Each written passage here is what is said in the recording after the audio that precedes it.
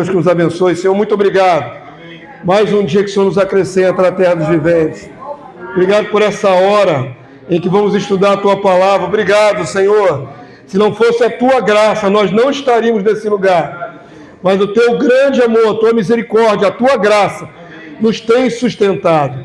Obrigado, Senhor, porque vais agir no nosso meio, agir no nosso interior, na nossa mente, no nosso coração. Ilumina a nossa mente. Toda obstrução seja tirada em nome de Jesus. E todo espírito contrário a esta reunião, a esta ministração, nós repreendemos agora, no nome poderoso do Teu Filho Jesus. E os demônios têm que obedecer. Repreendemos vocês em nome de Jesus. Que em nome do Senhor, somente o Espírito de Deus tenha lugar nesta reunião nos corações. Abençoa o Teu servo que fala contigo. Seja instrumento fiel, desobstruído, para ministrar a Tua palavra. Em nome de Jesus. Amém e amém. Podem sentar aqui, vamos lá, vamos começar.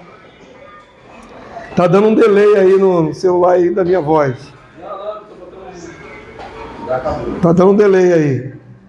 Vamos lá, queridos. Hoje eu vou dar a vocês instrumentos formidáveis, fantásticos, para acabar de vez com a doutrina errada. Dogma da Trindade, olha o que está sendo dito aqui, ó, embutido na Bíblia e no batismo. A maioria esmagadora dos cristãos, quer católicos, quer evangélicos, vão defender a Trindade na Bíblia através apenas e tão somente de um texto bíblico, um versículo.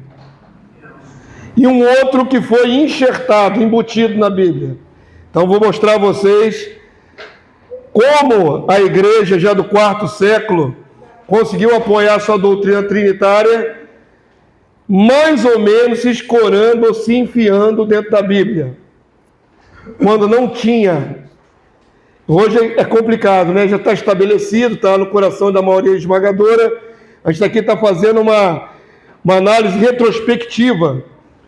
Então vamos começar com o texto bíblico, amém? Atos 10, 48 e Atos 19, 5. Vamos lá, vamos ler esses dois textos, por favor. E ordenou que fossem batizados em o nome de Jesus Cristo. Atos 19, 5. Eles, tendo ouvido isto, foram batizados em o nome do Senhor Jesus. Então vamos lá, primeira informação que a gente tem que bater no coração é o seguinte: textos canônicos, Atos dos Apóstolos, escrito pelo doutor Lucas, missionário junto com Paulo. Ele diz que eram batizados em nome de quem? Jesus Cristo. Duas passagens, no nome do Senhor Jesus. Isso vai chocar, vai de encontro àquilo que já está estabelecido na maioria dos corações, que tem que batizar em que nome? Nome do Pai, nome do Filho, que é Jesus, e no nome do Espírito Santo. Esse é o padrão já há 17 séculos. Há muito tempo. Exatamente. Agora vamos ver qual é a base para isso, tá certo? Eu estou afirmando que foi embutido. Na última lição vimos que a formulação do dogma da Trindade, com a elevação do Espírito de Deus a uma outra pessoa divina, para ser adorada com o Pai, com o Filho, consolidou-se com o Concílio de Nicéia e Constantinopla. Lembram as datas? Essas datas é bom lembrar. Eu detestava estudar datas quando eu estudava história no colégio. Era ruim de decorar data, mas essas duas datas seriam interessantes você ter de cabeça, que é fácil. Concílio de Nicéia é 325. Concílio de Constantinopla, 381, quase, faltou um. 381. Por que esses dois concílios são importantes? Porque você vai ver aonde fundamentaram o dogma da Trindade. Tá bom? Eu não coloquei aqui, mas na aula anterior está bem especificado. Estabelecido e decretado oficialmente com a ameaça de excomunhão dos que pensassem diferente. Lembram-se? Quem pensasse diferente da Trindade, exclusão. O dogma, a partir daí, precisava se sustentar, não apenas como ideia filosófica, e por isso carecia de uma base concreta na Bíblia, mostrando sua suposta veracidade. A Igreja Católica Romana achou um jeito de embutir um acréscimo num texto. Vamos ver mais adiante. E com mais sutileza manteve uma versão nos evangelhos com o batismo em nome da Trindade. Vejamos as provas desta fraude. Dizer, ô pastor, você não está com medo, está pecando contra Deus, contra o Espírito Santo? Não. Por quê? Não é arrogância da minha alma, não estou iludido. É baseado em tudo, todas as evidências que temos, que estudamos até agora. Não existe na sua Bíblia uma terceira pessoa do Espírito Santo para ser adorado. Não existe. O Espírito é do Pai, o Espírito é do Filho. Então não estou com medo de estar errando. Isso é uma fraude. Eu vou mostrar a vocês hoje a prova da fraude. Quem acusa alguma coisa tem que mostrar provas. E contra fatos não há argumentos. Vamos lá, avança para mim. Botei até um investigador ali na ilustração. Texto de Mateus 28, 19. É original? Essa é a pergunta que não quer calar. Eu falei que quase a totalidade, quase 100% dos cristãos são batizados em o nome da fórmula trinitária. Em nome do Pai, do Filho e do Espírito Santo. Quem não foi, quando era católico romano, assim que se converteu no meio evangélico, também foi batizado de novo na mesma fórmula. Não é verdade? Acabou sendo batizado 2 vezes, tanto no catolicismo como no meio evangélico, com a mesma fórmula. Em nome do Pai, do Filho e do Espírito Santo. Na primeira vez, não sabia não. Quando a gente é pequeno, né? O bebê, né? Foi batizado bebê. E na segunda, foi a mesma coisa. Na segunda é a mesma coisa, tá? E nós nascemos de novo, como é que pode isso? Oi? E nós nascemos. Eu fui batizado no Pai e nasci de novo. Ele deveria ser batizado conforme a palavra, né? Mas assim. Fazer o quê? Tem gente que quer o rebatismo. Estou até devendo uma resposta. Tem uma resposta a uma irmã aqui da igreja. Deus não leva em conta o tempo da ignorância. Alguém quer rebatizar porque foi batizado na Trindade? Tem gente que quer. Tem gente que quer. Eu respeito o desejo da pessoa. Agora, porém, não vejo muita base bíblica para um rebatismo só porque foi batizado no nome da Trindade. Tem que respeitar. Na realidade, tem também a sua parte espiritual. O que Deus faz independe do que o homem mexeu aqui. Infelizmente, somos herdeiros de uma mexida no roteiro, né? Nos paradigmas de Deus. Porém, irmão, lembrem-se, para que serve o batismo nas águas? Qual é o... Não, para arrependimento não. Testificação pública, é um testemunho. Somente. O batismo não tem poder salvífico, o batismo na água não oferece selo do Espírito, só batiza quem já tem o Espírito. Correto? E é só um testemunho público. Uma ordem de Jesus. Porém, ele não tem poder salvífico, entra na água do batismo. Não nos salva necessariamente. Ok? Respeito quem quiser ser rebatizado. Agora, é um problema sério. Todos nós somos herdeiros de uma religião ou de uma religiosidade que nos impôs o batismo trinitário. Como pastor, eu também fui batizado na igreja católica, bebê, criança, infante. E depois, quando vinha Cristo no meio evangélico, batizado de novo nas águas, em o nome da Trindade. Fazer o quê? Se era isso que tinha estabelecido, irmãos? Eu não me sinto necessariamente impelido a batizar pela 3ª vez. Um no catolicismo, um no meio evangélico e um depois de esclarecido. Para que um 3º batismo? Ok? O testemunho já está lá atrás, já foi dado. O testemunho já foi dado. Eu tenho agora que esclarecer minha mente e tentar, dentro dos próximos batismos, eu faço isso aqui na igreja, né? Para quem é batizado aqui no meio de nós, eu só batizo em o nome de quem? De Jesus, conforme está escrito. Vou mostrar a vocês porque tem essa discrepância. É em nome de Jesus só ou é em nome da Trindade? Vou mostrar a vocês.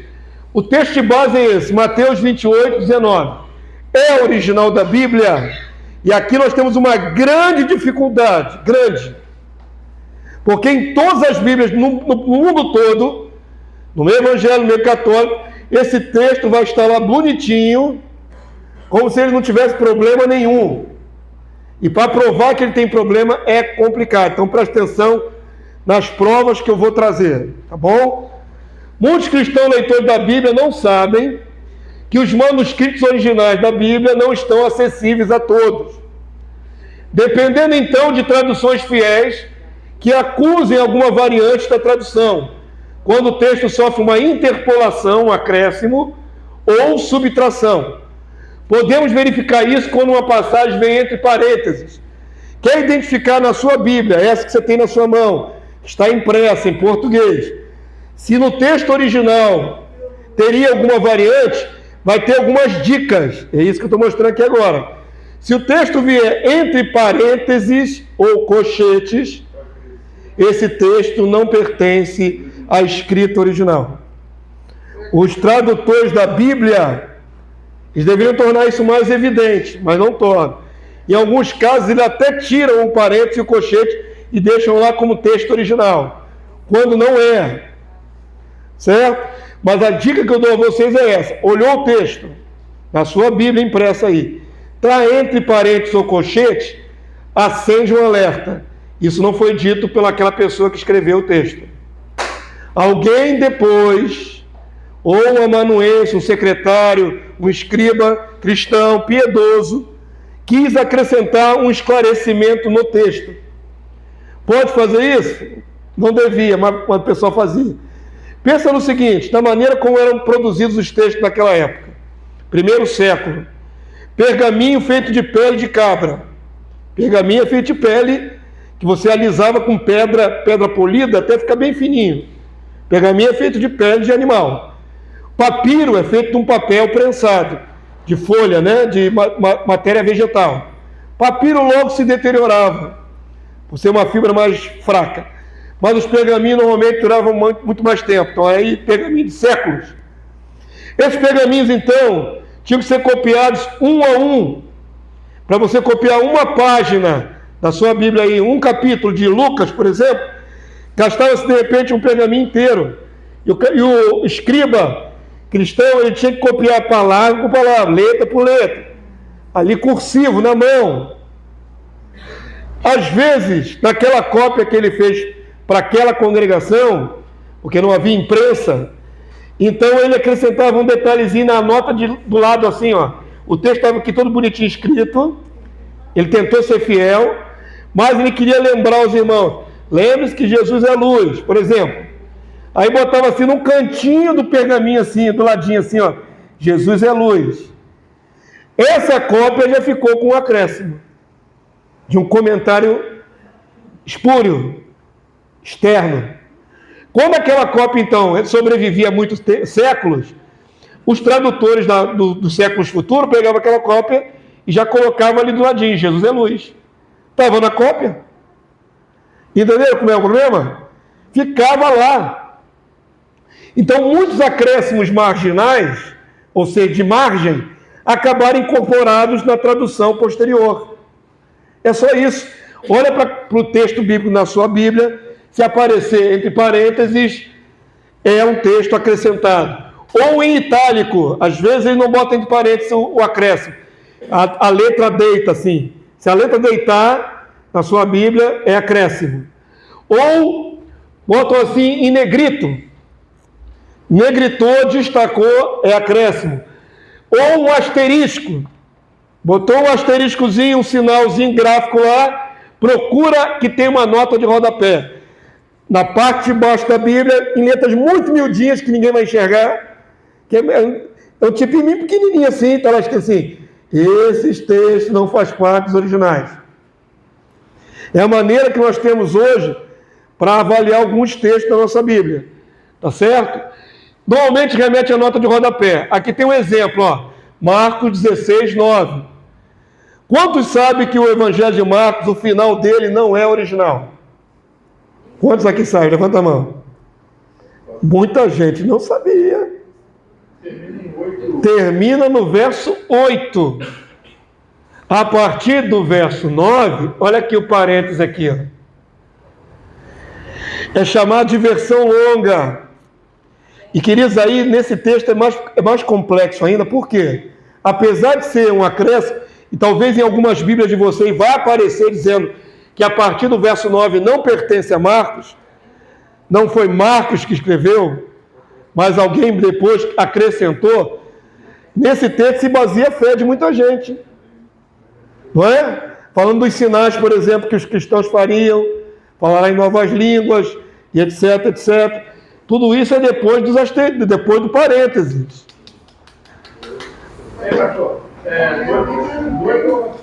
Quem está com Bíblia de papel? Vocês estão muito no eletrônico. Quem tem Bíblia de papel?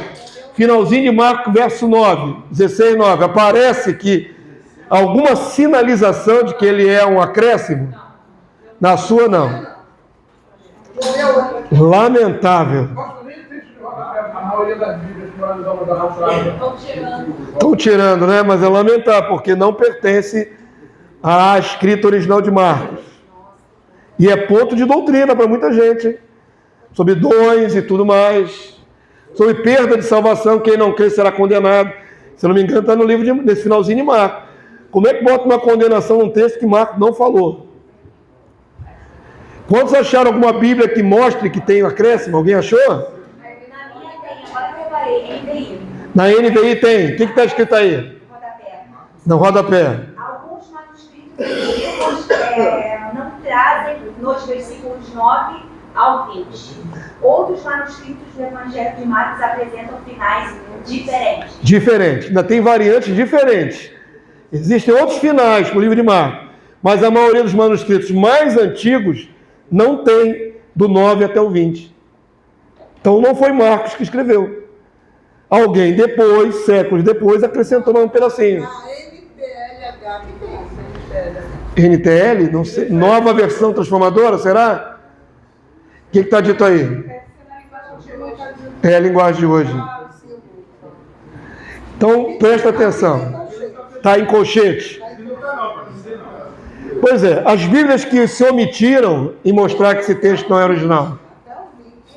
É impossível identificar quem fez, se foi da igreja primitiva mesmo. É difícil de identificar, né? Mesmo com toda a informação que hoje nós temos acesso através da internet, primeiro que não há desconfiança. Quem desconfiava que esse finalzinho não era original? Não há desconfiança, você acredita em tudo que está escrito aí. Ei, pastor, e essa continuação aí, ela te leva quase que ao primeiro versículo do capítulo 1. Sim, ela tem conexões. É como se estivesse repetindo lá no final. Exato, mas é um acréscimo.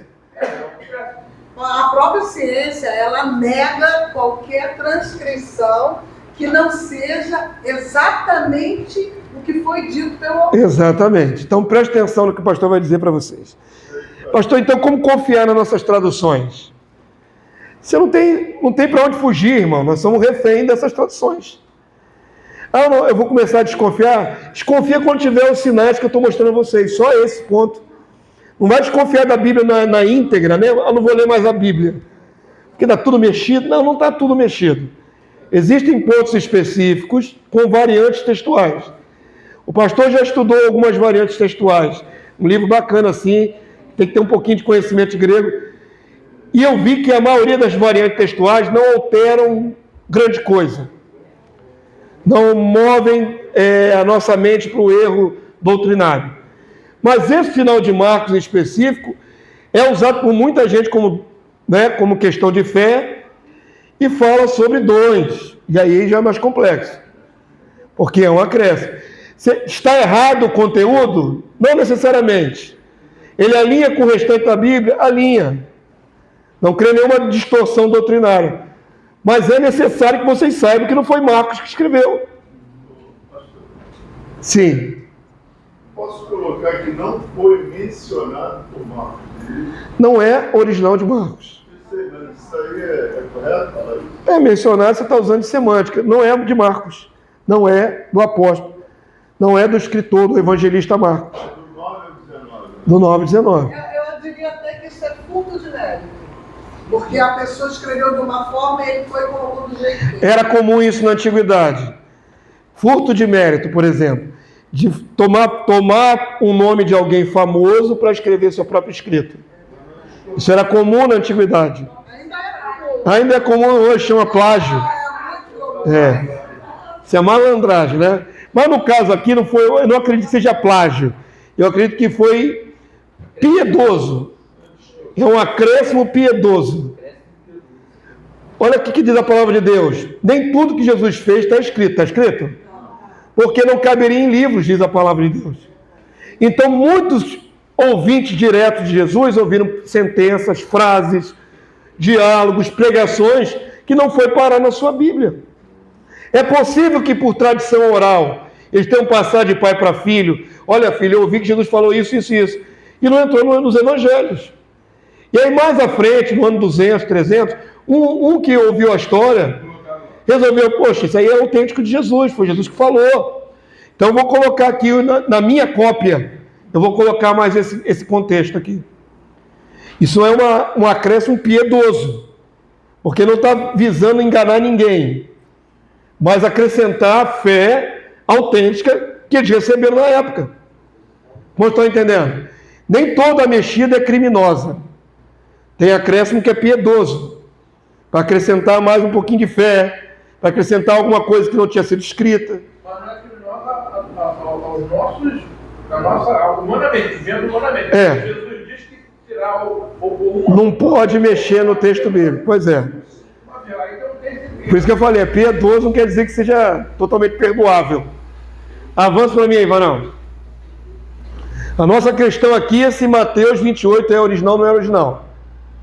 O problema com o apreciado texto de Mateus 28, que o torna insuspeito, é que não há qualquer sinalização de que o verso 19 não seja original. Não tem colchete, não tem itálico, não tem negrito, não tem asterisco, não tem nada que diga que Mateus 28, 19 seja um texto mexido. Quase 100% das igrejas cristãs, católicos, evangélicos, ortodoxos, gregos, usam a fórmula em nome do Pai, do Filho e do Espírito Santo, no batismo dos crentes. Ninguém se pergunta por que não há outros textos com a mesma ênfase, principalmente no livro de Atos dos Apóstolos, onde há descrição de vários batismos nas águas.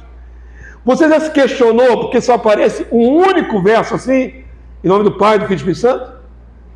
Também não se questionou. O problema é que a gente aceita tudo de boa, quando somos catequizados, né? Quando somos introduzidos à fé, a gente aceita tudo de boa e não questiona nada. Você nunca se perguntou, depois que você adquiriu cultura bíblica, por que se é tão importante, vital, batizar em nome da Trindade, por que não aparecem em outros textos de Atos dos Apóstolos? Por que não aparece nos textos do apóstolo Paulo? Ou de João, ou de Pedro, em nenhum outro lugar do Novo Testamento? É vital, como fala, né? Vital. É vital. Tinha que estar realmente nas cartas. Mas grafado, né? Pelo menos mais uma vez somente. Que fosse mais uma vez, uma única vez a mais. Não apenas em Mateus 28, mas em qualquer texto de Atos, em qualquer das cartas paulinas, em qualquer das cartas de Pedro, de João. Por que não aparece nunca mais nenhuma evidência de que há batismo em nome da Trindade? Já se perguntou por que isso acontece? A gente às vezes não questiona, né? Aceita. Vamos lá, o texto é esse aqui, ó, Mateus 28, 19. Ide, portanto, fazei discípulos de todas as nações, batizando-os em nome do Pai, do Filho e do Espírito Santo. Supostamente, Jesus teria dito isso. Supostamente. Vamos ver se é fato. Avança. O que eu estou querendo fazer você refletir é o seguinte: por que só uma vez foi dito isso? Aqui fizeram até uma ilustração de uma balança. É um versículo contra 11 outros diferentes que só falam em batizar em nome de Jesus. Por que só tem esse aqui que fala dessa maneira? E só no único evangelho. Por que não temos Evangelho de João, Marcos, Lucas? E por que a gama de outros versículos ensina a batizar, ou pelo menos foi registrado historicamente, que o batismo dos primeiros cristãos era em nome de Jesus somente? Estão vendo o peso da evidência, irmão? Peso da evidência. Pesa aqui esse peso contra um único testemunho. Vamos ler aqui Atos 10, verso 48, parte A. Vamos lá? E ordenou que fossem batizados em nome de Jesus Cristo. Pensa, se Lucas via batizar em nome de Pai, Filho e Espírito Santo, por que ele, na hora de registrar o fato histórico, ele não colocou aqui o acréscimo? Ele poderia ter dito: e foram batizados em nome do Pai, Filho, de Jesus Cristo e do Espírito Santo. Eu vi, eu estava lá presente na hora do batismo. Isso aqui é alguém que foi testemunha, não é? Em loco do que aconteceu. Atos 19:5, vamos lá de novo. Eles, tendo ouvido isto, foram batizados em o nome do Senhor Jesus. É o peso das evidências, irmãos. Não deveria, já que a fórmula já estava estabelecida, ter aqui em nome do Pai, o nome de Jesus e em nome do Espírito? Essa é a prova, uma das provas, digamos assim, circunstanciais. Não é a prova cabal, mas é o peso das evidências. Um monte de texto falando em batizar em nome de Jesus. Um único texto falando em batizar em nome do Pai, do Filho e do Espírito Santo. A irmã que sabe disso, a área de advocacia, né? É só uma evidência, o peso da evidência. Então não provei ainda a fraude. Avança para mim. Há algumas evidências de que na igreja primitiva já havia batismos em nome do Pai, ser pessoal, do Filho, ser pessoal, citando também o Espírito Santo. Presta atenção no que eu vou dizer. Há pouco tempo atrás eu fiquei sabendo que sou acusado na internet de manipular os escritos da igreja primitiva a meu bel prazer, para fazer a cabeça de vocês. Eu não manipulo. Eu escolho os melhores textos da igreja primitiva para que não confundam. Pelo contrário, esclareça vocês. Eu tenho todo o acervo da igreja primitiva. Vou mostrar a vocês aqui. Estamos aqui com Irineu de Leão, demonstração da pregação apostólica, segundo século, ano 180 depois de Cristo. Não me furto a mostrar que já havia menção ao Espírito Santo em alguns batismos no segundo século. Não no primeiro, no segundo. Mas onde está o detalhe importante? Onde é que está o detalhe importante?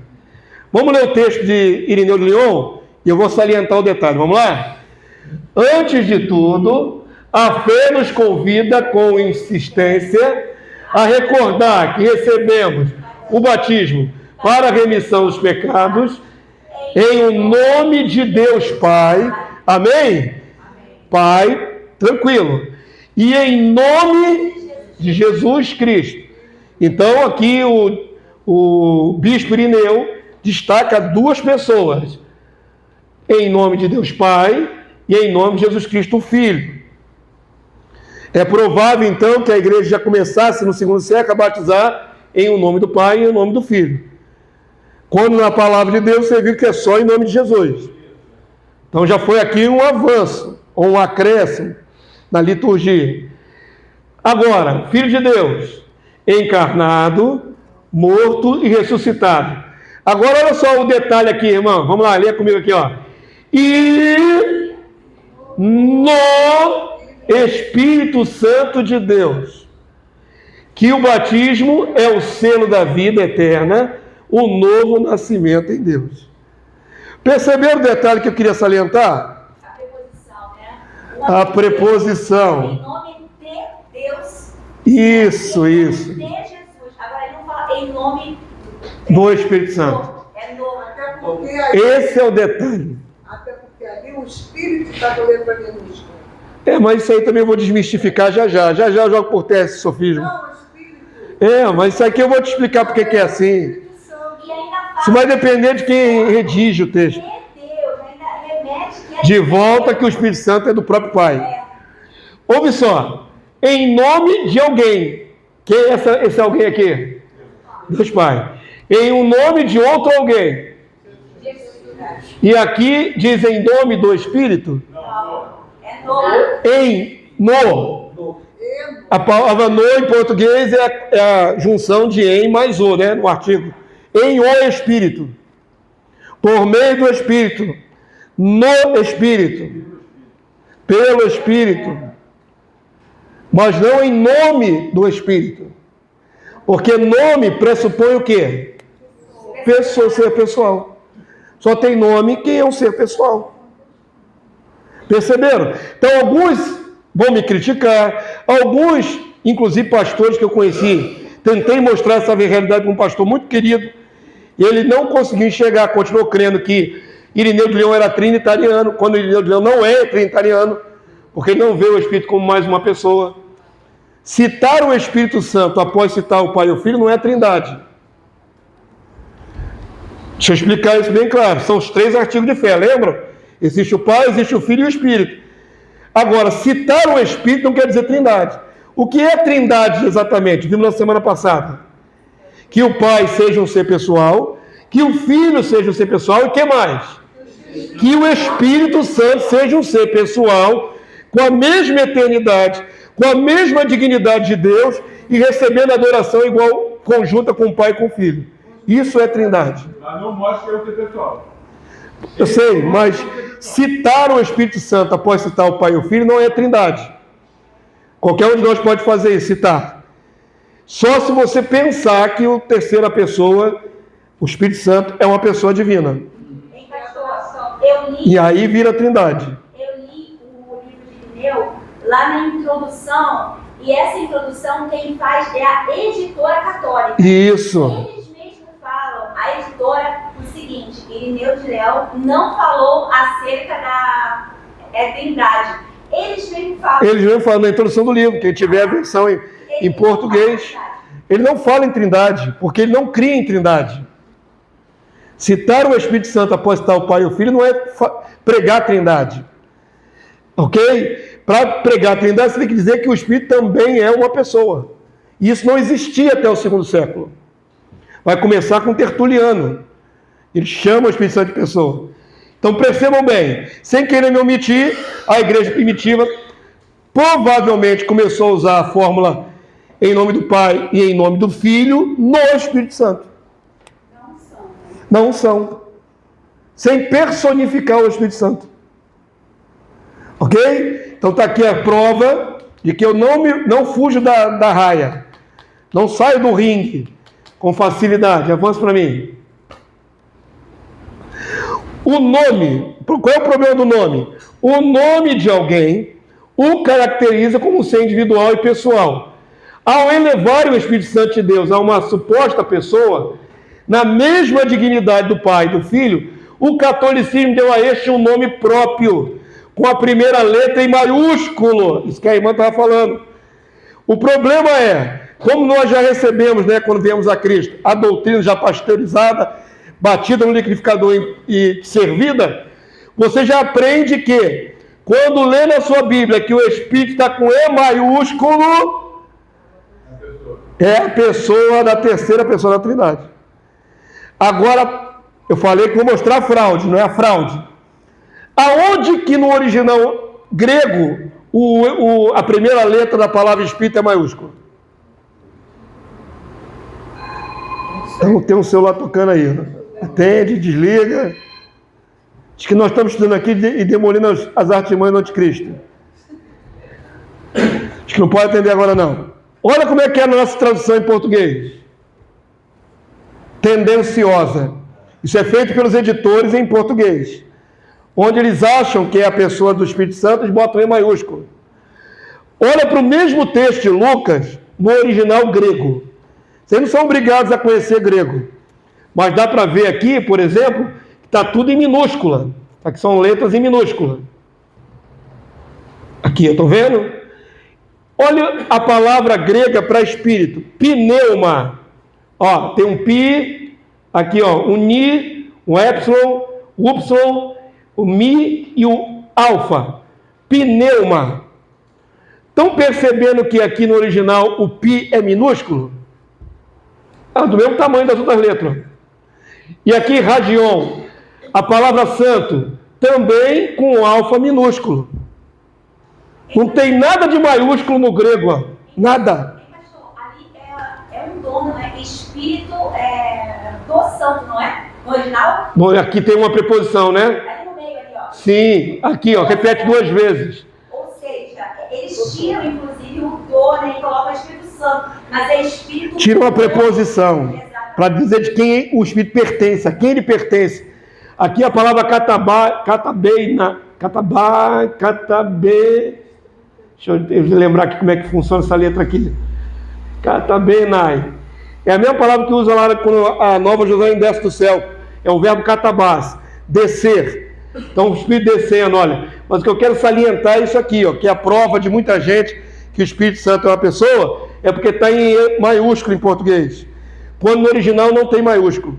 Nem a palavra Espírito. Agora preste atenção. O que eles fizeram aqui na palavra santo? S maiúsculo. Olha como é que está a palavra santo no original grego. A minúsculo, alfa minúsculo. Perceberam a mexida?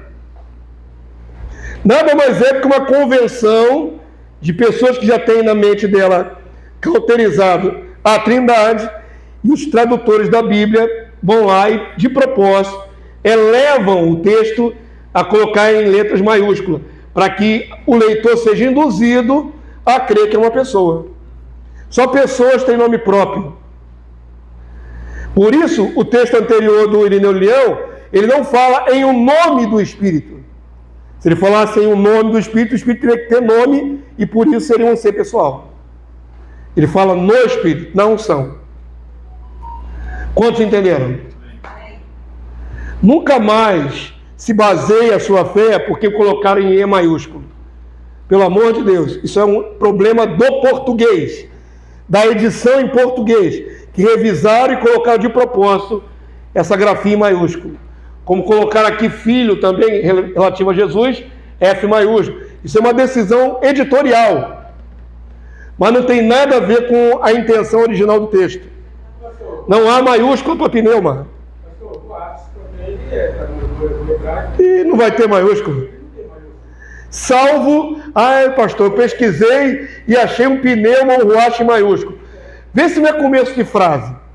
Aí vai cair dentro da semântica, da regra da língua original. Em começo de frase, a primeira letra é maiúscula. Se uma frase começar com pneuma, você vai achar um pi maiúsculo.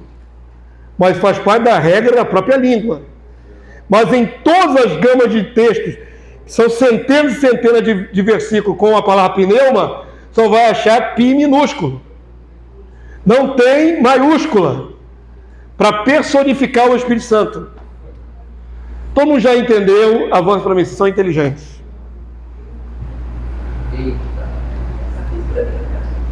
Você tem essa Bíblia em casa? Ótimo. Ela é a nossa prova maior.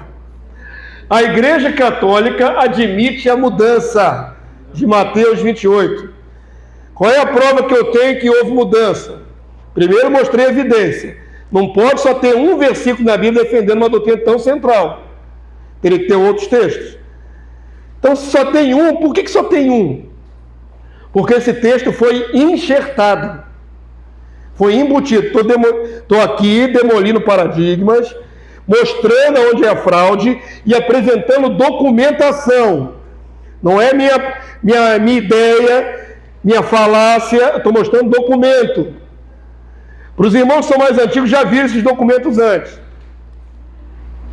A Igreja Católica Romana, que é a maior interessada na aceitação da autenticidade, canonicidade do texto de Mateus 19, admitiu uma famosa Bíblia comentada, a Bíblia de Jerusalém, na nota de rodapé, a provável mudança inserida nas traduções por causa do uso feito nas liturgias dos cultos posteriores ao século IV.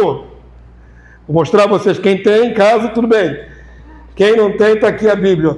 Essa aqui. Está meio arrebentadinha, minha Bíblia está velhinha. É uma das Bíblias que eu já usei bastante. Ó, tá até com a lombada aqui arrebentada. Essa aqui é a Bíblia de Jerusalém. É barata, é mais barata que as Bíblias evangélicas. Você pode achar, vou te dar depois na mão. Você pode achar até por R$60 uma Bíblia dessa. Bem barato. A maioria das Bíblias evangélicas são mais de R$100. Ela é sempre um pouquinho mais barata. Ela foi feita por padres capuchinos, franceses, se eu não me engano, e ela tem a chancela de Roma. Ela é uma Bíblia romana. Inclusive os direitos autorais, as páginas são amarelas, os direitos autorais dessa Bíblia aqui é pela liberação de Roma. Ok? Então não é uma Bíblia evangélica, é uma Bíblia católica. Bíblia de Jerusalém. A maioria dos professores que eu tive de língua falou o seguinte, olha, não é palavra de pastor Damásio, são pessoas mais cultas que eu. A melhor tradução que existe em português é essa aqui. Sabe por quê que essa tradução aqui é muito boa? Em português. Por que eles dizem, os especialistas, que essa aqui é melhor? Porque ela não faz adaptações de semântica. Vou dar um exemplo. Nós, em português, falamos 2 vezes a palavra não na mesma frase. Não vou lá, não. Para que o segundo não? Não, não é positivo. Oi? Não é positivo. Pois é, mas olha só, por que eu falo não vou lá, não? Já não falei não na primeira vez? Eu falei não vou, mas eu falo de novo, não, no final. Isso é o nosso linguajar. É, uma ênfase. A Bíblia é cheia dessas ênfases. Jesus fala amém, amém, em verdade, em verdade. Essa repetição significa ênfase na linguagem antiga. Então, na Bíblia de Jerusalém, onde aparece esse tipo de coisa, ele mantém a ênfase. Nas nossas Bíblias em português da João Ferreira de Almeida, eles tiram uma palavra para ficar mais fluido, para ficar mais elegante. Então a nossa Bíblia, ela meio que adapta a linguagem para que não fique tão difícil a leitura. E a Bíblia de Jerusalém não faz isso. Do jeito que está lá, eles traduzem. Ficam, às vezes, parecendo linguagem de índio, né? Mas é o pé da letra. Então, tecnicamente, essa Bíblia aqui é a melhor tradução que tem, em português. Qual é o problema dela? Então, por que você não adota a Bíblia de Jerusalém? Primeiro, que ela é católica romana. Segundo, porque tem todos os apócrifos aqui dentro. Todos. Primeiro Macabeu, segundo Macabeu, Tobias. Os apócrifos estão aqui. Então, não é uma Bíblia para a gente adaptar para o culto. Porém, para nível de estudo, é interessante ver uma literatura que tem uma tradução mais fiel ao original. Essa daqui. Agora, detalhe importante. Quem quiser adquirir essa Bíblia aqui. É o texto dos monges que traduziram. Embaixo, na linha de rodapé, não são os monges que comentaram. O comentário é da Alta Crítica Alemã, que é um lixo, é tóxico. Então, é o texto, que é bem próximo do original. O comentário é de teólogos que negam a divindade, negam os sinais, os milagres. O comentário é um lixo. É absolutamente tóxico. Então, não recomendo. Você sabe comer robalo? Robalo tem espinha, não tem espinha? Bastante. Como é que você come robalo? Enfia direto na boca? Você separa a espinha. Então, quem quiser estudar a Bíblia de Jerusalém, tem que separar a espinha. E o comentário de baixo da nota de rodapé é a espinha. Tira fora. Tirar aí, separar. Queira comparar somente o texto de cima. Ok? Está dada a dica. Nessa Bíblia de Jerusalém, lá no capítulo 28, verso 19, batismo em nome da Trindade, em nome do Pai, Filho e Espírito Santo, a Igreja Católica deixou passar a prova de que esse texto foi alterado. Está aqui a prova do crime, prova número 1 no tribunal. Prova do crime. Eu sou bom advogado dessas coisas, hein? Olha só. Pega a Bíblia de Jerusalém, procura, compra, e vai lá nas notinhas miúdas embaixo. O que diz? É possível que, em sua forma precisa. Vamos analisar as frases que eles usaram. É possível, quando o camarada entra assim, é possível, está falando o quê? Jogando dúvida. Talvez, pode ser. Na verdade, eles não querem admitir. É possível que, em sua forma precisa. O que uma forma precisa? O certo, o original, o correto. Em sua forma precisa, vamos ler? Essa fórmula. Que fórmula? Em nome do Pai, do Filho e do Espírito Santo. Reflita influência do uso litúrgico, uso nos cultos. Posteriormente. Essa palavra aqui é importante. Posteriormente é anos depois, séculos depois. Posteriormente, fixado na comunidade primitiva. Olha o que ele vai admitir. Sabe-se que o livro dos Atos fala em batizar em um nome de Jesus. Isso é incontestável. Nem a Igreja Católica você deveria negar um negócio desse. Está lá. Todos os textos falam em batizar em nome de Jesus. Só. Sabe-se disso. Conforme Atos 1, aqui vai dar a referência. Mais tarde, aqui é a confissão aqui, irmãos. A confissão aqui, ó. Leia aqui comigo, ó. Mais tarde quando? Muito depois dos apóstolos. Mais tarde, deve ter-se, pelo amor de Deus, ou se entrega ou não se entrega. Será que fui eu, não fui eu? Deve ter-se. Como é que deve ter-se? Ele sabe que mudou. Não quer se comprometer. É provável, é possível, deve ter-se. Não, fez. Deve ter-se estabelecido a associação do batizado às três pessoas da Trindade. Depois, séculos depois. Quaisquer que tenham sido as variações, admite as variações. Nesse ponto, a realidade profunda permanece a mesma. Agora ele vai amarrar o que eles creem, né? Para eles não muda nada. Mesmo que tenham mexido, para eles não muda nada. A Trindade continua valendo. Aí ele vai dizer, o católico está lendo essa Bíblia, não tem problema nenhum ter mexido, nem ter variado nesse assunto. Agora, se você entrar no site do Vaticano, no site da Igreja Católica Oficial, eles vão dizer o seguinte: o mistério da Trindade é o mistério central da fé cristã. É importante ou não é importante esse ponto? Tanto faz se mexeu ou não mexeu.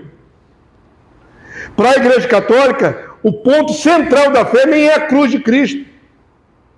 O ponto central da fé é o dogma da Trindade. Nem ressurreição, nem qualquer outra coisa. É o dogma da Trindade. E na Bíblia deles diz, foi depois. Conforme foi usando na igreja, botou na Bíblia. Presta atenção, querido, isso aqui é a confissão dele. Isso é um scanner da própria Bíblia de Jerusalém.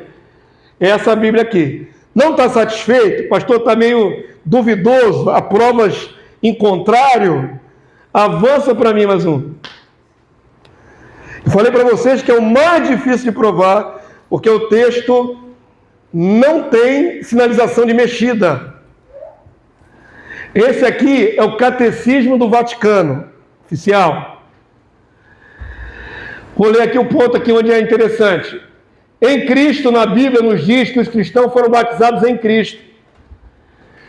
E eles permanecem em Cristo. Atos Apóstolos, aí cita alguns versículos de Atos Apóstolos, nos diz, batizando em nome de Jesus, pessoa. Uma melhor tradução diria, para o nome de Jesus. Pessoa, de novo. Então a Igreja Católica, admitindo que o batismo era em nome de Jesus. Só isso. Em adição, nós vimos como a igreja primitiva batizava. Primeiro o anúncio do Evangelho. Consequentemente, fé e o ato com o qual era selado em forma de perfeita, como o batismo em um nome, pessoa de Jesus Cristo. Continua enfatizando que o batismo era só em nome da pessoa de Jesus Cristo. Aparece que nós chamamos de cristãos, que significa gente relacionada de especial forma com Cristo. Agora leia o que a Igreja Católica botou na própria confissão deles. Está aqui em vermelhinho, aqui, ó. Destacado, lê comigo, por favor. Mais tarde, no nome de Jesus, foi elaborado e tornou-se No nome do Pai, do Filho e do Espírito Santo. Prova anexa 2. Essa aí é mais forte. Entra na hora que você quiser no site Católico Romano, oficial, e eles admitem que foi mais tarde. Foi elaborado. Foi elaborado, foi pensado Por quê? Elaborado por quê? pelos padres católicos romanos, dos teólogos, por Tertuliano daí para diante, Orígenes e outros tantos. Agostinho, Tornou-se, né? tornou-se, nunca foi original. Nunca houve batismo em nome da Trindade originalmente. A igreja admite que o batismo é na pessoa de Jesus Cristo. Ponto. Vou quebrar sua inocência mais um pouco. Botei um pique, tem mais. Videozinho aqui, ó. Solta aí. Verdadeira forma de batismo, que até então havia uma só fé, só Senhor e só batismo.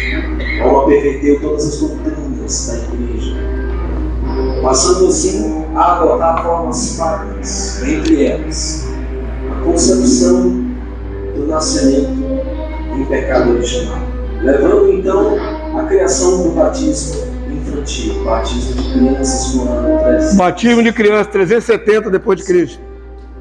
E mesmo que não tenham adotado a mesma forma de batismo, precisamente todo o sistema religioso segue a fórmula católica do batismo em nome de uma trindade, Pai, Filho e Espírito Santo. Em seu livro Introdução ao Cristianismo, o emérito Papa Bento XVI, falecido, afirma que a forma básica do nosso símbolo apostólico cristalizou-se no decorrer do segundo e terceiro século, em nexo com o rito batismal. Trata-se originalmente de uma fórmula nascida na cidade de Roma. Nascida na cidade de Roma, a fórmula. De Mateus 28:19, portanto, não se originou a partir da igreja original, que começou em Jerusalém por volta do ano 33. Era um pouco como a evidência denúncia de uma invenção posterior do catolicismo, completamente inventada. Muito pouco sabe sobre esses fatos históricos. Introdução ao Cristianismo, página 82 a 83. Congela aí, Varão. Livro do Papa Bento XVI, dizendo que se originou em Roma, Mateus 28, ok? Eles mesmos. Irmãos, as provas estão aí. Pega o livro dele, foi editado no ano de 69, um ano depois que eu nasci, já tem 53 anos esse livro. E o Papa Bento XVI, na época não era Papa, ele confessa no livro dele que foi a Igreja Católica que inventou Mateus 28, 19. Isso aí não é evangélico falando mal, não é teoria da conspiração, irmão. Isso aí é prova. Eles falando, não somos nós criticando. Eles entregando, através das Bíblias, através de livros, que Mateus 28 não é original. O versículo todo eles acrescentaram. Esse é o problema. O que eu falei? Nós não temos acesso a esse material. Uma vez eu discutindo com um pastor, um amigo meu, ele falou, mas eu vi nos originais que tinha trindade. Eu perguntei a ele, quais originais você viu? Qual foi o papiro que você analisou? Qual foi o pergaminho? Não tem. Nós somos refém do que nos servem. Ah, pastor, eu achei um site na internet que baixa todos os originais em grego. De que época é seus originais em grego? O que vocês às vezes não pensam ou não sabem é que os verdadeiros originais manuscritos não estão acessíveis na internet. O que você tem são versões em grego modernas, ou da época medieval, onde o dogma já tinha sido estabelecido há muitos séculos. O original não, é cópia da cópia, versões. Quem de nós teve acesso a um manuscrito original dos apóstolos? Quem de nós pode ir lá verificar se assim é? Se lá em Mateus 28 está escrito dessa forma, em grego? Nenhum de nós, nem eu. Então somos refém do que nos deixam acessível. E os que nos deixam acessível na internet são fórmulas já batizadas. Então não tem como esse pastor amigo meu ter dito que viu nos originais, porque ele não viu. Porque ninguém aqui pode chegar e ver os originais. Está lá nos cofres de Roma lá. E essa declaração do Papa Bento XVI foi a cereja do bolo. É a cereja do bolo, irmã. Eles são claros. O versículo nasceu, ele não falou de todo Mateus, ele falou o versículo do batismo em nome da Trindade. Nasceu em Roma. Não é original da igreja primitiva. Pastor, eu estava aqui falando com a Marta, a Igreja Católica não fez isso, colocando o dogma da Trindade para poder abafar um pouco o nome de Jesus, de tudo que Jesus tinha feito, dos milagres. Sim, isso diluiu, né? Em nome do Espírito Santo, para poder abafar um pouco, porque eles sabiam que Jesus era o Filho de Deus. Sim. E quem interessa mexer isso, irmãos? Você acha que é só da mente de homens? Quem está por trás disso tudo? Anticristo, para tirar a glória do Cristo. Diluiu. Se vocês perceberem, a Igreja Católica diminuiu tanto a pessoa de Jesus, que na iconografia, nos ídolos, nas imagens, nas pinturas, Jesus é um bebê de colo no colo de Maria. Maria é adulta e capacidade de total plena. Jesus é um menino infante no colo. Reduziram o co-criador do universo a um bebê irracional. Um bebê não raciocina. Mesmo, pastor, quando eles têm que fazer ou seja, uma passeada, qualquer coisa desse nível, é o sol na frente. E outros símbolos pagãos, e Maria em primeiro lugar. Maria em primeiro lugar, Jesus é secundário. Então toda mexida naquilo que os apóstolos receberam é do anticristo. Primeira carta de João: ouviste que veio o anticristo? Presentemente já está no mundo. Primeiro século da era cristã, 90. Então presta atenção, que vai ter gente que você vai tentar mostrar essas verdades, e ela luta com unhas e dentes, ela vai sair na mão com você, literal, vai te bater, tacar uma pedra, porque não pode falar mal da Santíssima Trindade. Pastor está debochando, pastor deu uma pesar a mão em você. Não vai não. Não vai não. Sabe por quê? Porque é fraude. É controle. É controle. A religião. Vocês não fazem ideia, irmãos. Eu vi ontem uma homilia do Papa, fazendo as minhas pesquisas para mostrar a vocês, pesquisando esse versículo, esse vídeo. Ele fala claramente, Papa agora atual, esse aí era o Bento XVI, Papa agora o Bergoglio, o Papa Francisco, falando claramente lá uma homilia lá, pública em Roma, que os católicos devem orar com seus irmãos evangélicos. Ele liberou geral. Porque o ecumenismo, ele fala ecumenismo umas 5, 6 vezes. Porque o ecumenismo. Vocês acham que tem algum problema orar com os evangélicos? Orem com os luteranos, com os evangelhos anglicanos, orem. O que Roma quer é o controle. E como todos nós, eu não, como a maioria de nós, crê no dogma da Trindade, a Trindade unifica toda a cristandade. Todos estão debaixo do mesmo dogma. Todos foram batizados debaixo do mesmo dogma. Todos. Entenderam qual é o drama? É controle. Então, amados, as provas estão aqui. Tem mais. Mais uma, por favor. Tem mais. Tem mais. Evidências paralelas, né? Uma citação da história eclesiástica de Eusébio de Cesareia. Eusébio de Cesareia foi o primeiro historiador cristão do IV século. Ele foi também a sécula do Constantino I, o imperador. Tem aqui na Patrística, na série da Igreja Católica Romana, e tem na versão evangélica aqui esse livro, História da Igreja aqui, ó, da CPAD. A capa são essa aqui. Olha como é que o historiador lá do IV século cita o suposto texto de Mateus. Confiando no socorro de Cristo, que disse, olha o ide, que era promulgado no século IV. Ide e ensinai todas as nações em meu nome, só no nome de Jesus.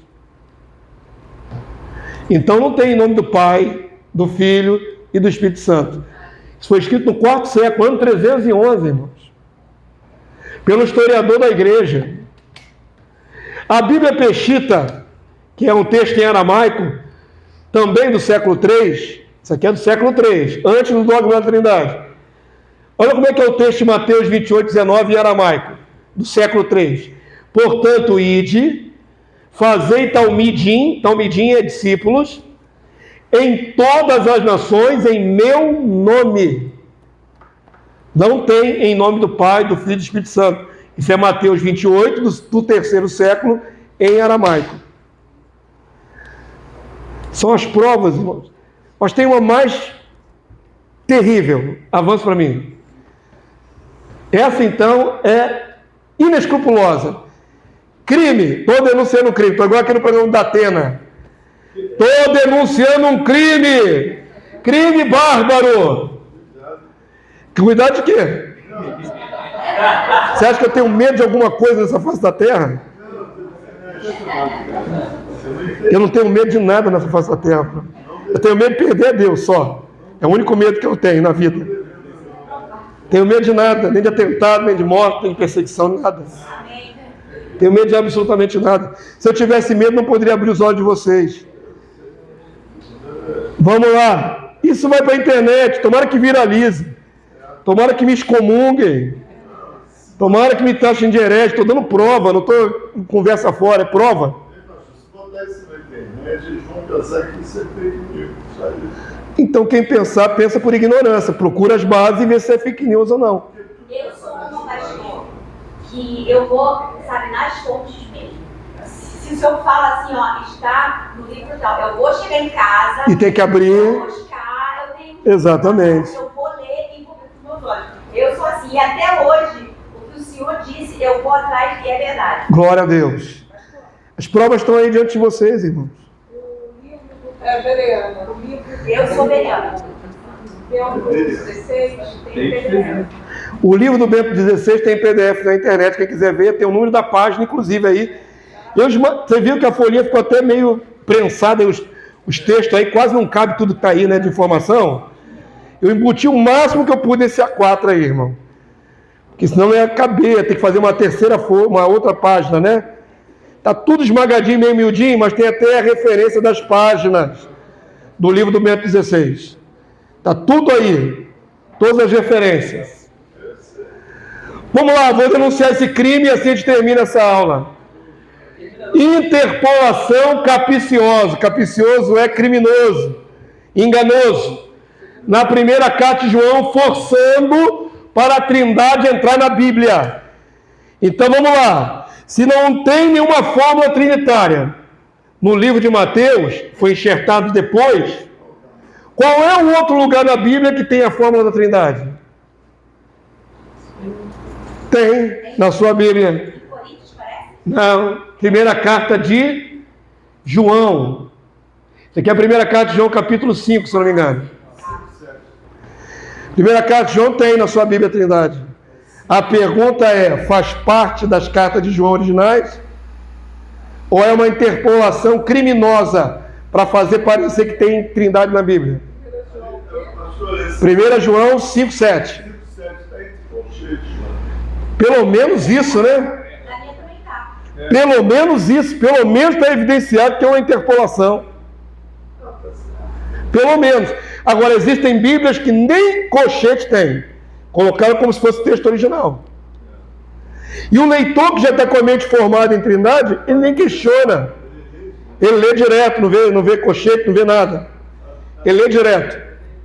Estou denunciando que não existia na Bíblia, os originais de João, nenhuma base para a Trindade. Ela foi oportunamente enxertada aí. E quando é que foi esse enxerto? Tem um lugar, ó. A igreja arranjou um lugar para introduzir o seu dogma. O Papa Damásio I, Damaso I, de onde vem meu nome? Não, sou eu não. Eu sou pastor, ele era Papa. Papa Damásio I requisitou a Jerônimo, o famoso São Jerônimo, a transposição de toda a Bíblia dos originais em hebraico, aramaico e grego para a língua oficial romana, o latim. Daí surgiu a oportunidade de fazer a inserção na versão chamada Vulgata Latina do V século. Então, quando a igreja resolveu fazer a versão dela em latim, oportunidade para daí por diante colocar um veneninho ali em 1 João. E aí fizeram já a versão em latim, já com o acréscimo. Quinto século da era cristã. Tem nada a ver com os apóstolos. Aqui aparece, ó, na nota de rodapé aqui, ó, entre parênteses. Vou ler aqui o texto. Porque o Espírito é a verdade. Verso 7. Pois há 3 que dão testemunho. Há 3 que dão testemunho. Está sendo a sua Bíblia aí impressa. Só que agora entra o inciso. A malandragem. Já que falou que tem 3 que dão testemunho, opa, igreja católica, opa, onde que na Bíblia fala que tem 3? Aqui. Há 3 que dão testemunho. Aí eles colocaram assim, ó, no céu, 2 pontos, o Pai, a Palavra e o Espírito Santo. Eis aí a maneira de botar a Trindade na Bíblia. E estes 3 são um. Verso 8, também um enxerto. E 3 são os que testificam na terra. Fecha o enxerto, continua o texto original. O Espírito, a água e o sangue. Quais são os 3 que dão testemunho? O Espírito, a água e o sangue. Mas a igreja conseguiu, já que fala 3 dando testemunho, vamos botar aqui a Trindade, aqui nesse meio, e puseram a Trindade. Pai, Palavra e Espírito Santo. Isso tudo aqui, enfiaram goela abaixo na Bíblia e os irmãos só leem como se fosse o texto original. O E maiúsculo é uma decisão editorial para dar personalidade. O Espírito, a água e o sangue. Os 3 são unânimes num só propósito. Se admitirmos o testemunho dos homens, o testemunho de Deus é maior. Esse aqui é o texto original. Avança para mim, vamos lá. Vou mostrar que a Igreja Católica também se entregou aí na Bíblia de Jerusalém. Esse aqui é o scanner desse versículo na Bíblia de Jerusalém, na nota de rodapé. Está bem grandão. Olha aqui, ó. Olha como é que eles se entregam, que isso aqui foi enfiado goela abaixo. Vamos lá? O texto dos versículos 7 e 8 está o quê? Acrescido. A palavra acrescer significa o quê? Acrescentar. Está acrescido na vulg. Vulg aqui é vulgata. É a versão em latim. De um inciso. Inciso. O que é um inciso, irmãos? Enfiar ali, ó. Abrir uma brecha e colocar. De um inciso. Aqui abaixo, entre parênteses. Ausente dos antigos MSS grego e massoréticos. São os originais mais antigos. Massoréticos gregos, das antigas versões e dos melhores massoréticos até na Vulgata, não existia. Qual parece ser o que, irmãos? Uma glosa marginal, um borrão a mais. Glosa marginal. Até a palavra marginal dá entendendo que o negócio é crime. É uma coisa adulterada. Isso aqui está na Bíblia de Jerusalém, irmão. Na notinha de rodapé desse texto. Uma glosa marginal introduzida quando? Posteriormente no texto. De maneira nenhuma a gente pode dizer que isso aí faz parte do original. Não faz parte dos manuscritos. É uma glosa marginal. É um inciso, é um enxerto. Está declarado aí onde a Igreja Católica achou lugar para colocar a Trindade na sua Bíblia. Isso aqui é crime. Crime do anticristo. Para fazer os mais puros, os mais inocentes, acreditar em Trindade na Bíblia. Esses são os 2 mascotes? São. Hein, pastor? Realmente Só. faz muito sentido ser espírito do anticristo, porque a gente hoje entendendo o que é o Espírito Santo, que é o Espírito de Cristo. Do próprio Cristo. Se eu falo que o Espírito Santo é outra pessoa, eu tiro Cristo. Tira Cristo. Então, Isso funciona na prática. Quantos leram aqui, bom dia, Espírito Santo, Benihim? Olha o tamanho da heresia, irmãos. Aonde na Bíblia manda você orar para a terceira pessoa? Olha o tamanho da heresia. Jesus ensinou, vocês devem orar a quem? Qual é a pessoa? Ao Pai, em meu nome. Ele é o mediador, fica no meio. Quando você ora para uma suposta terceira pessoa, a oração está indo para o Pai? Não, se são três pessoas distintas na divindade, a tua oração não vai para o Pai, não passa pelo Filho, iria direto para a terceira pessoa do Espírito Santo.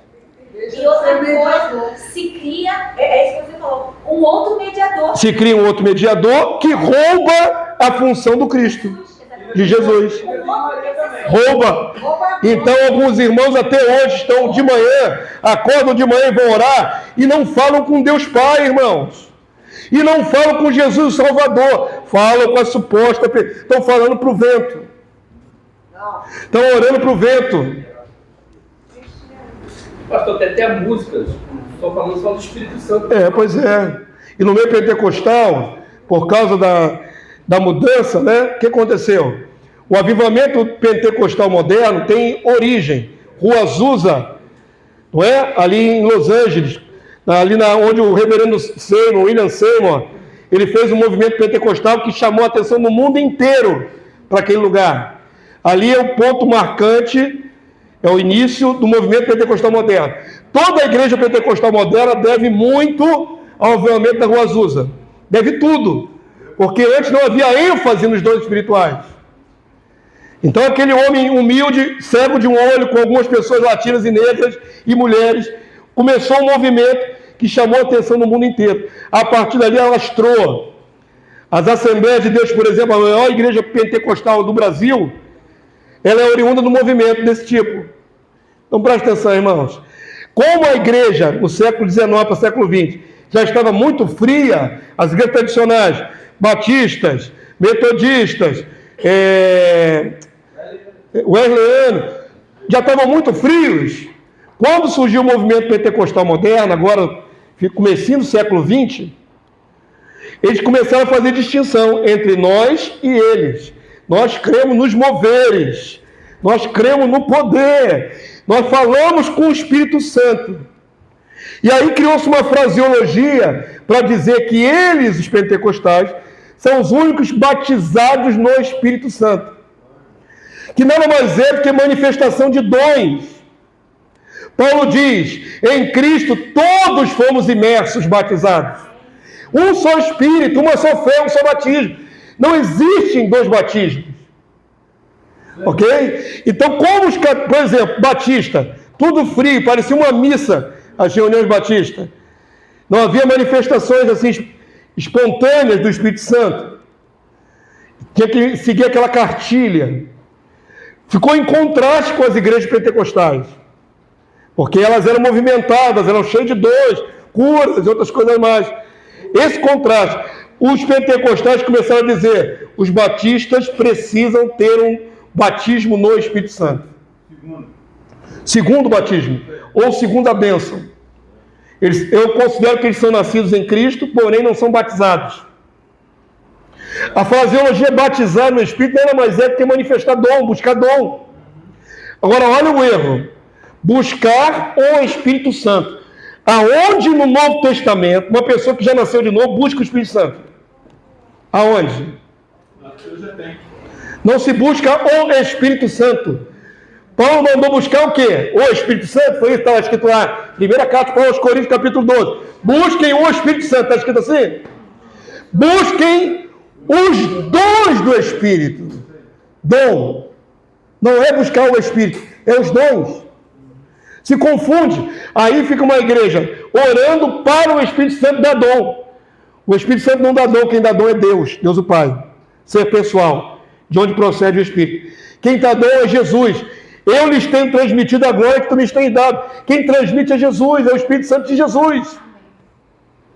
Amém. Não se pode pedir dom a um ente separado chamado Espírito Santo. Tudo vem do Pai. Tudo vem do Pai através do Filho. Não existe buscar fora do Pai e do Filho. E quando o Benihim cria essa heresia, porque isso é uma heresia, faz um monte de cristão no mundo inteiro, vender igual água, é best-seller em vários lugares. Bom dia, Espírito Santo. Fez o mundo inteiro desviar para a oração para a terceira pessoa da Trindade.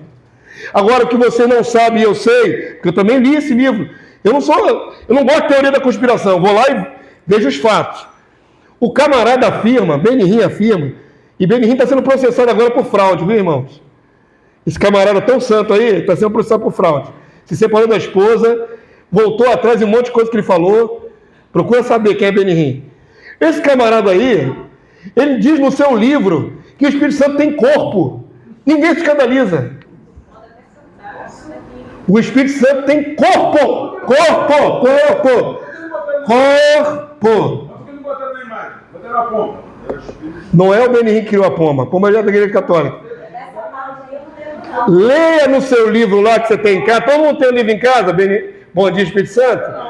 Leia lá que ele fala que o Espírito Santo tem corpo. Igual Jesus tem corpo.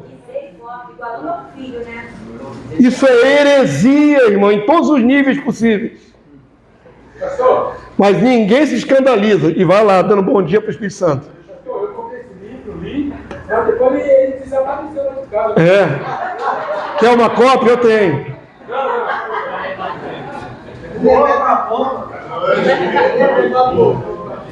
A minha tristeza, irmãos, a gente grita aqui a miúde, a gente grita aqui para dezenas de pessoas, tem que gritar para o mundo inteiro ouvir. Diga, amado. Eu tinha muita confusão nessa questão de mediação, porque antes, né, eu cria que tinha, no caso, dois intercessores. O Filho e o Espírito. Aí tinha aquela música lá assim, Espírito Santo, ore por mim. Fernanda Bruck gravou. Então, até para orar, eu tinha dificuldade para orar às vezes, acreditando em três. Porque às vezes eu tinha confusão. Gente, eu vou orar para quem? Para o Espírito Santo ou para o Filho? Ou para o Pai? Depois de que a gente entende essas questões, é muito mais claro, né? Claro, não tem confusão. Muito mais paz, não faz aquela confusão mental. A nossa irmã Fernanda Brum, ela cantou essa canção. Percebam que ela adapta uma coisa errada. Quando você lê a passagem que ela se baseou, Paulo diz assim: Espírito Santo, ore por mim. Paulo não está pedindo oração ao Espírito Santo. Paulo está explicando qual é a função do Espírito: interceder por nós nas nossas fraquezas, porque não sabemos orar como convém. Em nenhum momento você vai ver no texto canônico Paulo dizendo assim: Espírito Santo, ore por mim. Paulo não está pedindo, ele está explicando qual a função do Espírito. A minha oração, em português, ela é parca. Eu tenho dificuldade de falar o que eu sinto para Deus. O Espírito intercede, ou seja, traduz, faz a tradução simultânea do que eu sinto para o coração do Pai. Da mesma forma, o Pai, quando quer expressar seus sentimentos para mim, ele traduz isso no meu coração. Essa é a função do Espírito. Essa comunicação sobrenatural. É só a comunicação. Paulo não diz: Espírito Santo, ore por mim. Paulo diz: o Espírito faz essa função, intermedia as minhas fraquezas. É isso que Paulo explica. Paulo está explicando como funciona. A outra faz uma canção pedindo ao Espírito para orar por ela. Não existe Espírito orar por ninguém. O Espírito não ora por ninguém. O Espírito está dentro de vós. A palavra de Paulo diz: orai em espírito e não ao espírito. Orando em todo o tempo no espírito, em o espírito, e não para o espírito. Olha os textos da sua Bíblia. Não tem lugar para orar para o Espírito Santo, nem adorar. João diz: a nossa comunhão é com o Pai e com o seu Filho Jesus Cristo. Ponto. Amém. A nossa comunhão é com o Pai e com o seu Filho Jesus Cristo. Não tem a nossa comunhão com o Pai, com o seu Filho Jesus Cristo e com o Espírito Santo. Não existe isso na sua Bíblia. O próprio contexto, né, pastor, onde fala esse texto, que o Espírito intercede por nós, lá no verso 9, um pouquinho antes, esse está no verso 23, se não me engano. No verso 9, ele fala, a 26, né? No verso 9 diz que esse Espírito, ou seja, no mesmo contexto, é o Espírito de Deus, o Espírito de Cristo. Sim. Mais adiante, o Espírito intercede por nós. É o Espírito do Pai e do Filho. É isso aí. Não alguém à parte. Não existe Espírito Santo à parte. Posso ler? O que você quer ler, meu mulher de Deus? Também o Espírito semelhantemente nos assiste em nossa fraqueza, porque não sabemos orar como convém, mas o mesmo Espírito intercede por nós sobremaneira com gemidos inexprimíveis. O mesmo Espírito que foi dito antes, que é o Espírito de Deus, o Espírito de Cristo. Não é outro Espírito, é o mesmo Espírito, o Espírito do Pai e o Espírito do Filho. O Pai em Cristo, Cristo em nós. Essa é a ligação espiritual. Do lado do Pai por nós. O Paráclito. E aí o texto mais a dizer que o Paráclito é Jesus. Onde diz, temos um advogado de defesa no céu, diz o Paráclito. É a mesma palavra para Paráclito em João capítulo 17. O Paráclito é Cristo. Não temos dois Paráclitos. Dois advogados. Temos um. Cristo. O Espírito é do Paráclito. O Espírito da verdade que dele procede. Não existe outro Espírito separado do Pai e do Filho. Simplesmente não existe. E graças a Deus temos as provas aqui para mostrar. Ó. Esse aqui é um crime. Um enxerto capricioso. Aquela parte que a 3 tem continuidade embaixo? Tem. Nós vimos no texto anterior. Tem. Mas fala do sangue, da água e do Espírito. Não está falando de Pai, Espírito e Palavra. Avança para mim. Para gente fechar essa aula aí. Fontes seculares que não são influenciadas pela religião atestam. Tem só uma notinha de rodapé pequenininha aí, mas tem outros, viu? Você pode pesquisar à vontade, irmão. Fonte secular atesta que foi mudada a fórmula batismal. A Enciclopédia Britânica, 11ª edição, volume 3, página 365, 366. Está aí as fontes para você pesquisar.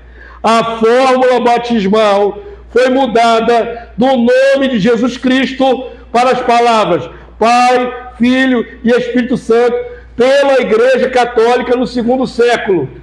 Volume 3, página 82. Sempre nas fontes antigas menciona que o batismo era em nome de Jesus Cristo. Fato incontestável na sua Bíblia, só tem batismo em nome de Jesus. Mateus 28 é adulterado. Enciclopédia da Religião Hessing, volume 2, página tal ali. O batismo cristão era administrado usando o nome de Jesus. O uso da fórmula trinitariana de nenhuma forma foi sugerida pela história da igreja primitiva. A igreja primitiva jamais batizou em nome de Trindade. O batismo foi sempre em nome do Senhor Jesus, até o tempo do mártir Justino, quando a fórmula da Trindade foi usada. Portanto, alguém batizado em nome de Jesus torna-se sua propriedade pessoal. Isso aqui é uma enciclopédia secular. Nova Enciclopédia Internacional, volume 2. O termo Trindade se originou com Tertuliano, padre da Igreja Católica Romana. Amém? Todo mundo pegou as provas aí? Está nas tuas mãos a prova do crime. Está aqui, ó, frente e verso. Você tem todas as provas do crime aí. A adulteração de Mateus capítulo 28 e inserção, enxerto em 1 João capítulo 5. As provas estão aí. Ensinei a vocês o caminho das pedras. Como identificar que está mexido? Tem como identificar. Tem como provar.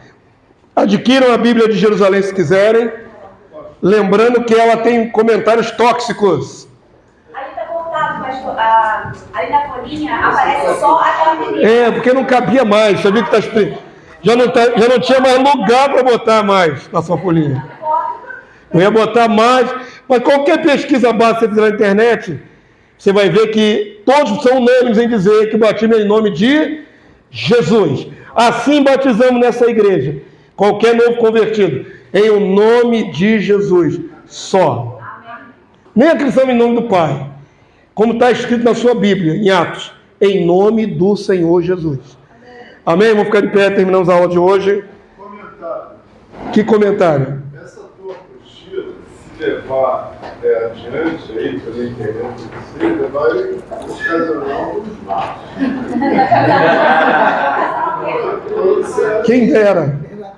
Eu vou lembrar você, quem dera. Por causa dessa com os mártires. está escrito.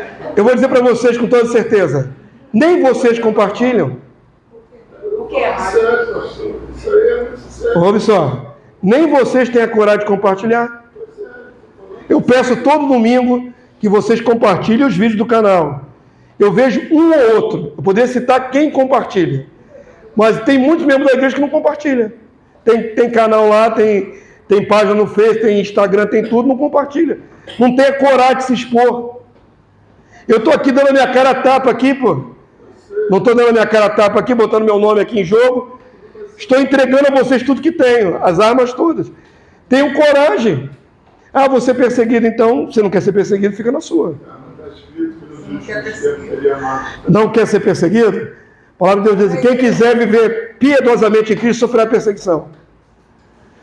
A gente não está causando, irmão. A gente não está procurando algo para causar efeito na internet. Nós estamos abrindo um entendimento de pessoas que estão escravizadas de uma forma mentirosa. É mentira. E nem para ter glória, porque, ao contrário com isso... É só pedrada.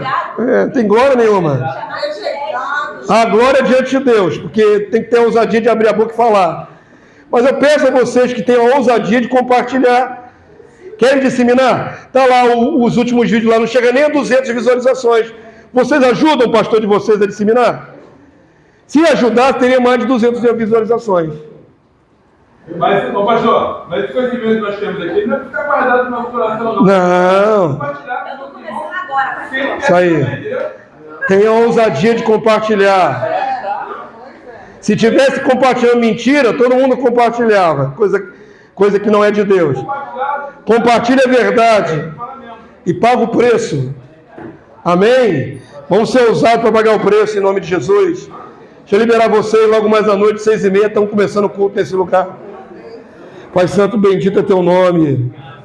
Louvado seja o Deus da nossa vida, o Deus da nossa salvação. Só tu és Deus, assentado no alto sublime trono. Tu e teu Filho Jesus, nosso Salvador, Rei bendito, aquele que nos ama e se entregou por nós. Ao nosso Deus e Pai e ao Cordeiro, a honra, a glória, o louvor, o domínio, o reino, pelos séculos dos séculos. Somente ao Senhor a nossa comunhão, somente a Deus e a Jesus, pelo teu Espírito que em nós habita. Senhor, nós cremos no teu Espírito, nós cremos na tua unção que está sobre nós. Cremos, Senhor, não negamos o Espírito de Deus, não negamos o Espírito de Cristo, mas jamais adoraremos ao Espírito. Ajuda os teus servos, Senhor, a se libertarem desse jugo católico romano, desse jugo de treva, desse controle maligno do anticristo. Ajuda-nos e dá-nos sabedoria, Senhor, para abrir os olhos dos nossos irmãos, sem afronta, sem violência, mas pelo teu Espírito, pelo teu Santo Espírito. Abre o entendimento da tua igreja, Senhor. Abre o entendimento dos teus eleitos. É chegada a hora, é o tempo disso acontecer. Ajuda-nos, Senhor. Somos pequeninos, uma gota no oceano, mas tu podes fazer a nossa voz reverberar, pode fazer a nossa voz amplificar. Ajuda-nos, Senhor, a avivar o teu povo na verdade, em nome de Jesus, e respalda-nos com a tua graça, porque a tua graça nos basta, Senhor. A tua graça é melhor do que a vida, é melhor do que a vida que vivemos agora, Senhor. Seja feita a tua vontade, em o nome do teu Filho Jesus.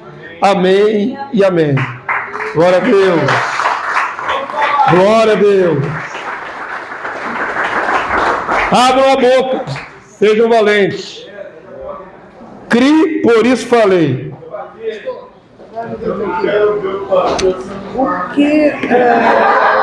o benefício que o cristão tem? É porque você tem muitos